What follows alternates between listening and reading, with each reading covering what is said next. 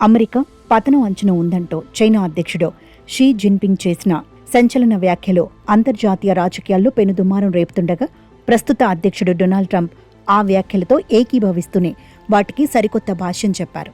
Truth social వేదికగా స్పందించిన Trump America ఒకప్పుడు క్షీణిస్తున్న దేశంగా ఉన్న మాట వాస్తవమేనని, అయితే అది కేవలం మాజీ అధ్యక్షుడు జో బైడెన్ అసమర్థ పాలన వల్లే జరిగిందని విశ్లేషించారు.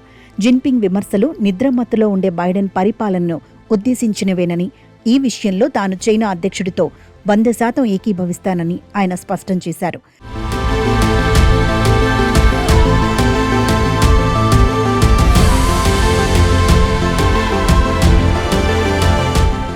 బైడెన్ హయాంలో దేశ సరిహద్దులు అదుపు లేకుండా తెరుచుకోవటం వల్ల భద్రత కరువైందని, అధిక పనుల భారం సామాన్యుణ్ణి కుదేలు చేసిందని ఆయన ఆరోపించారు.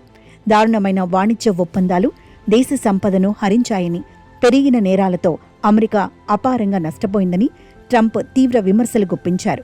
గత 2 ఏళ్ల క్రితం దేశం నిజంగానే పతనం అంచున ఉందని, ప్రపంచ వేదికపై గౌరవాన్ని కోల్పోయిందని ఆయన గుర్తు చేశారు. ఆ క్లిష్ట పరిస్థితుల్లో అమెరికా ఒక బలహీన దేశంగా ప్రపంచానికి కనిపించిందని ఆయన ఆవేదన వ్యక్తం చేశారు. బైడెన్ హయాంలోని విధాన లోపాల వల్లే ప్రత్యర్థి దేశాలు అమెరికాను తక్కువ చేసి చూసే అవకాశం కలిగిందని ఆయన విశ్లేషించారు. ఈ పతనాన్ని అడ్డుకోలేకపోవడమే గత ప్రభుత్వం చేసిన అతిపెద్ద తప్పిదమని ఆయన అభివర్ణించారు. అంతర్జాతీయ రాజకీయాల్లో అమెరికా తన పట్టును కోల్పోవటానికి అంతర్గత కలహాలే కారణమని ఆయన వివరించారు.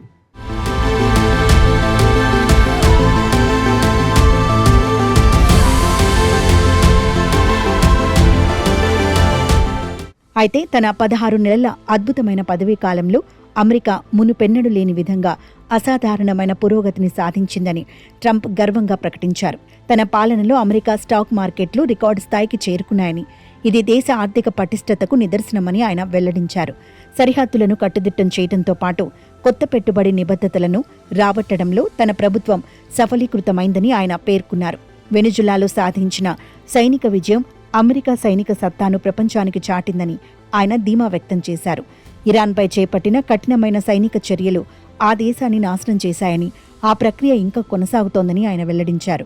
ఇంత తక్కువ సమయంలో ఇన్ని అద్భుతమైన విజయాలు సాధించినందుకు షీ జిన్పింగ్ నిజానికి తనను అభినందించాలని ఆయన చమత్కరించారు. అమెరికాను తిరిగి అగ్రగామిగా నిలిపేందుకు తాను తీసుకున్న నిర్ణయాలు సత్ఫలితాలను ఇస్తున్నాయని ఆయన వివరించారు. తన నాయకత్వంలో అమెరికా మళ్లీ ప్రపంచాన్ని శాసించే శక్తిగా ఎదిగిందని ఆయన స్పష్టం చేశారు. ప్రతికూల పరిస్థితులను అనుకూలంగా మార్చుకోవడంలో అమెరికా ప్రజల కృషి మరువలేనిదని ఆయన కొనియాడారు. కేవలం కొద్ది కాలంలోనే దేశ ముఖచిత్రాన్ని మార్చేశామని ఆయన వెల్లడించారు.